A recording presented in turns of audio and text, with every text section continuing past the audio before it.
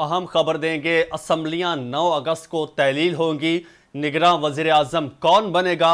शाहिद खाकान अब्बासी निगरान वजीर आजम की दौड़ में सबसे आगे हैं। जराये के मुताबिक शाहिद खाकान अब्बासी से इस्लामाबाद में स्टेक होल्डर्स की अहम मुलाकातें हुई हैं।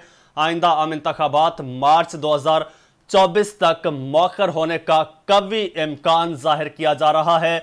असम्बलियां 9 अगस्त को तहलील होंगी।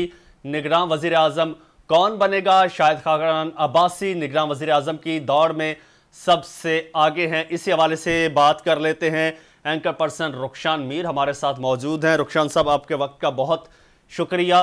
कहिएगा कि एक तो असम्बलियां वक्त से पहले तहलील हो रही हैं, फिर ऐसे शख्स का नाम सामने आ रहा है निगरान वजीर आजम के लिए जो कि एक मुकम्मल सियासी शख्सियत हैं, और फिर ये भी खबरें आ रही हैं कि ये जो निगरान हुकूमत होगी ये मार्च 2024 तक चलेगी। तो कैसे देखते हैं? देखें, हुकूमत और इत्तेहादी जमातों ने तो पूरी तैयारी और पूरी कोशिश की है कि उनके अपनी सियासी जमात में से किसी को निगरान वजीर आजम के तौर पर मुंतखब किया जाए। पहले इसहाक डार साहब का नाम मीडिया में सर्कुलेट करवाया गया। हुकूमती जराये की जानिब से सहाफियों को यह खबर दी गई कि इसहाक डार जो है उस पर नवाज शरीफ भी मुत्तफिक हैं, आसिफ अली जरदारी भी मुत्तफिक हैं। और जब एक दिन ये खबर चली कि इसहाक डार ही निगरान वजीर आजम के तौर पर सामने आएंगे तो बाद में तरदीद आ गई। ख्वाजा आसिफ साहब ने इसकी तरदीद कर दी। अब शाहिद खाकान अब्बासी का नाम सामने आ रहा है और हुकूमती जराये इस बात का दावा कर रहे हैं कि शाहिद खाकान अब्बासी निगरान वजीर आजम होंगे। लेकिन साथ ही देखें कि वजीर दाखिला राना सनाउल्लाह साहब ने निजी टेलीविजन के एक प्रोग्राम में इंटरव्यू दिया है और उन्होंने कहा है कि ना इसहाक डार हैं और ना ही शाहिद खाकान अब्बासी हैं। लेकिन दूसरी जानिब हुकूमती जराये ये क्लेम कर रहे हैं कि शाहिद खाकान अब्बासी का नाम फाइनलाइज कर लिया गया है। इस्लामाबाद में उनकी अहम मुलाकातें भी हो रही हैं और लंदन में मौजूद नवाज शरीफ ने भी इस हवाले से अपने जो करीबी साथी हैं, जो जराये हैं, उन्हें इस बात की यकीन दहानी करवा दी कि शाहिद खाकान अब्बासी का नाम सामने आ गया है। देखिए, इसमें 2 पॉइंट्स बड़े अहम हैं। एक तो 12 अगस्त से 2 दिन पहले असेंबली तहलील करना, इससे तो साफ ये जाहिर होता है कि हुकूमत कुछ वक्त चाहती थी जो कि 90 दिन हो सकता है। लेकिन बाकी तमाम हुकूमती स्ट्रेटजियां हमें ये बताती हैं, तमाम स्ट्रेटजीज के 90 रोज के अंदर हुकूमत इंतखाबात नहीं होने देना चाहती। और जैसा कि आप बता रहे हैं, बिल्कुल दुरुस्त कह रहे हैं कि मार्च 2024 तक इंतखाबात को लेकर जाया जाएगा। लेकिन जिस तरीके से इकदाम उठाए जा रहे हैं और अभी तक कोई नाम हतमी तौर पर सामने नहीं आया कि निगरान वजीर आजम कौन होंगे, तो मुझे तो ये लगता है कि मार्च 2024 में भी इंतखाबात होते हुए दिखाई नहीं दे रहे। सबसे बड़ी वजह जो प्राइम मिनिस्टर शहबाज शरीफ साहब ने एक इंटरव्यू में जिसका इजहार किया कि नई मर्दमशुमारी के तहत इंतखाबात होंगे और केयर टेकर प्राइम मिनिस्टर जो हैं एक इकोनॉमिस्ट होंगे और मईशत का हमने जो है वो इस केयर टेकर सेटअप में मईशत का मजीद दिवालिया नहीं निकालना। तो तमाम तर स्ट्रेटजी से तो ये लगता है कि मार्च 2024 में भी इंतखाबात नहीं होंगे और तैयारी यही है हुकूमत की कि किसी अपने बंदे को ही, किसी अपने वजीर को या किसी अपने रहनुमा को ही जो है निगरान वजीर आजम बनाया जाए और इस सेटअप को जो है वो प्रोलॉन्ग जितना किया जा सकता है, जितना डिले किया जा सकता है उतना किया जाए। रुखशान साहब, कहिएगा ये डिले 2024 तक लेके जाना, ये आपको हुकूमत की स्ट्रेटजी लगती है कि हुकूमत ये चाहती है, या फिर हुकूमत चाहती है कि जल्द अज जल्द इंतखाबात हो जाएं क्योंकि उनके जो एक स्ट्रॉन्ग सियासी हरीफ है पीटीआई के चेयरमैन, वो इस वक्त जेल में है, पीटीआई क्राइसिस में है, वो चाहती है कि जल्द इंतखाबात हो जाए, या वो भी इसमें मुलव्विस है अपना पीएमएल-एन भी?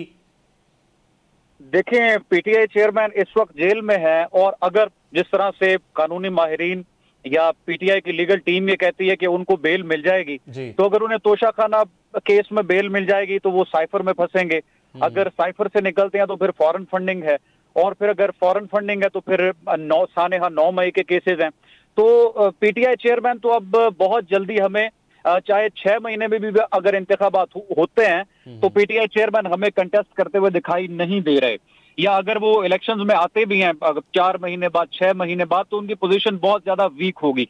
लेकिन हुकूमत इकदामात, देखिए हमने इकदामात पे एनालाइज करना है हुकूमत क्या चाहती है, क्योंकि जब भी मीडिया से गुफ्तगू करेंगे, वो प्राइम मिनिस्टर हो या उनके वुज़रा हो या इत्तेहादी जमातों के रहनुमा हो, पीपल्स पार्टी से जिनका ताल्लुक हो, जब वो गुफ्तगू करेंगे तो वो यही कहेंगे कि हम तो चाहते हैं कि 90 रोज से पहले इंतखाबात हो जाएं और हम जमहूरी प्रोसेस में चले जाएं। लेकिन हमने उनको इकदामात की बिना पर एनालाइज करना है और इकदाम हुकूमत के ये बताते हैं कि 2024 में भी इंतखाबात नहीं होने देना चाहते। उसकी सबसे बड़ी मिसाल कीमतों में इजाफा है कि अगर 9 अगस्त को आपने असेंबली तहलील करनी है और आप चाहते हैं कि जल्द अज जल्द इंतखाबात हों, तो फिर क्या मुसीबत आन पड़ी है कि आप तेल की कीमतें बढ़ा दें, क्या मुसीबत आन पड़ी है कि आप आटा चीनी घी महंगा कर दें, जिससे बिल्कुल डायरेक्टली एक आम आदमी को जो है वो डेंट पड़ता है और वो उस पर अपना जो एहतजाज करता है या वो नफी करता है हुकूमती पॉलिसियों की।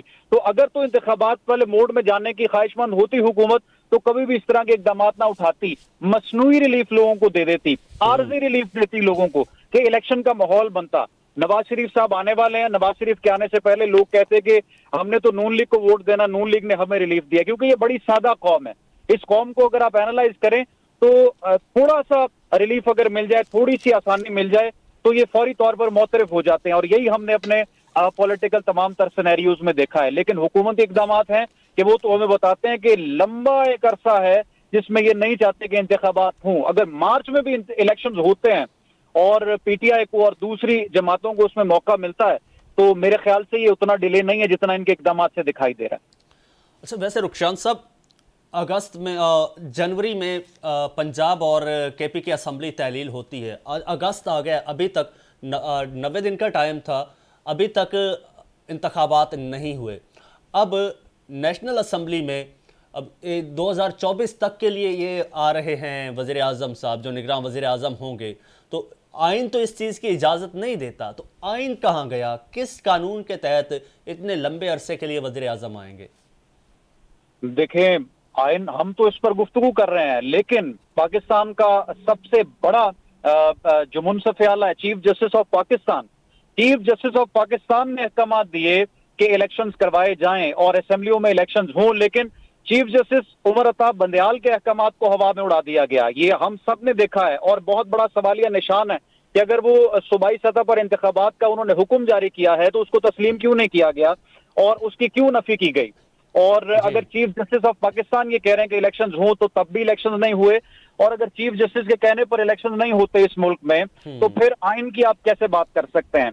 देखें, इस वक्त जो मुल्क में माहौल है, जिसकी लाठी उसकी भैंस, और ऑपोजिशन को आपने बिल्कुल एक साइडलाइन कर दिया है। पीटीआई चेयरमैन इस वक्त हमें कहीं पर नजर नहीं आ रहे, वो इस वक्त जेल में है। अगर वो तोशाखाना से उनको रिलीफ मिलता है तो वो किसी और केस में फंसेंगे, अगर उस केस से रिलीफ मिलता है तो वो किसी और केस में फंसेंगे। 5-6 महीने पीटीआई के बहुत ज्यादा मुश्किल हैं और कोई उम्मीद नजर नहीं आ रही कि पीटीआई चेयरमैन जो है इस इलेक्शंस में हमें कंटेस्ट करते हुए दिखाई दें। अब आइन की अगर आप बात करते हैं, आइन की अगर अहमियत होती इस मुल्क में, और अगर हम देखते हैं कि यहाँ पर चीफ जस्टिस के हुक्म की तामील की गई है, जो कि अल्टीमेटली सबसे बड़ा ओहदा है, और मुंसिफ आला के अगर अहकामात की इस तरह से पामाली की गई है और उनको नजरअंदाज किया गया है, तो फिर उसके पीछे आइन या कानून या दस्तूर 90 रोज में होंगे, 60 रोज में होंगे, उस पर बहस करना तो मेरे ख्याल से बिल्कुल फजूल है। इस वक्त नजर ये आ रहा है, दिखाई ये दे रहा है कि जो केयर टेकर प्राइम मिनिस्टर आएंगे